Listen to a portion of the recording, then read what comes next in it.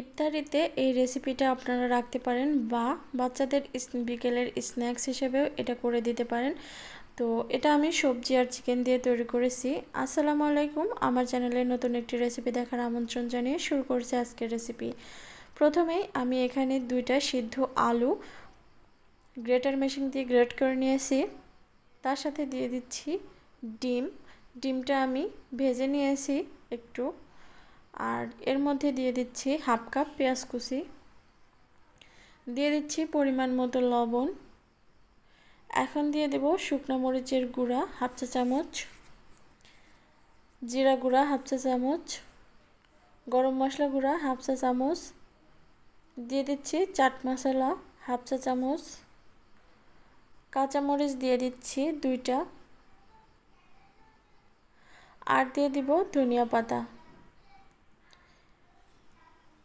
তো এগুলো আপনারা আপনাদের টেস্ট অনুযায়ী কমিয়ে বা বাড়িয়ে নিতে পারেন। এখন এগুলোকে একটু মিশিয়ে নিচ্ছি।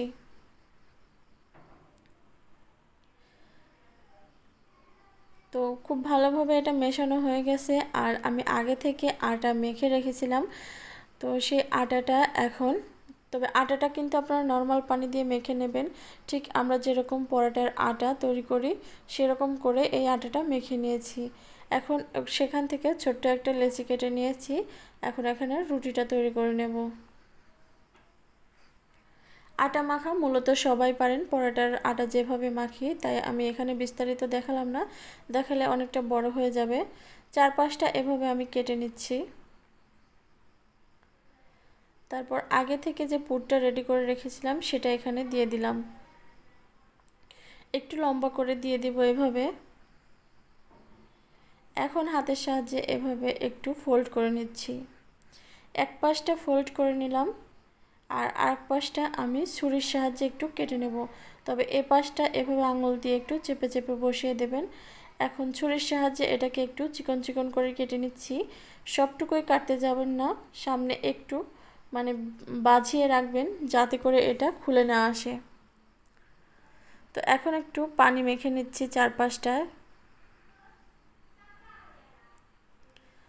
তো পানি মাখা হয়ে গেলে এখন ফোল্ড করে দিচ্ছি। এটা কিন্তু খুব সুন্দর একটা ডিজাইন হয়ে যায়। আপনারা চাইলে রোল আকারেও এটা তৈরি করতে পারেন বা কোন আকারেও তৈরি করতে পারেন। আমার চ্যানেলে অনেক নাস্তার রেসিপি দেওয়া আছে, আপনারা চাইলে সেগুলো দেখে আসতে পারেন। তো এখন কাঁটা চামচের সাহায্যে একটু ডিজাইন করে নেব আর কি। এভাবে ডিজাইনটা করলে খুলে যাওয়ার সম্ভাবনা থাকে না, আর দেখতেও দারুণ লাগে। তো সেম প্রসেসে আমি কিন্তু সবগুলো তৈরি করে নিয়েছি।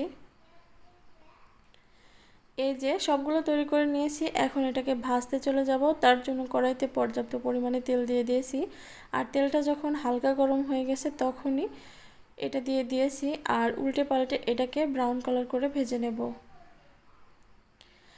একদম মিডিয়াম টু লো হিটে রেখে কিন্তু এটা ভাজতে হবে, কখনোই হাই হিটে বা মিডিয়াম হিটে রেখে এটা ভাজতে যাবেন না, তাহলে উপরটা খুব তাড়াতাড়ি কালার চলে আসবে আর ভেতরটা কাঁচা থেকে যাবে।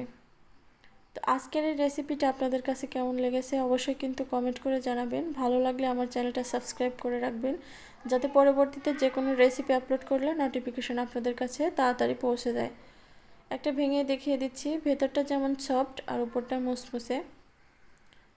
তো আজকের মতো এখানেই বিদায় নিচ্ছি। সবাই ভালো থাকবেন, সুস্থ থাকবেন। আল্লাহ হাফেজ।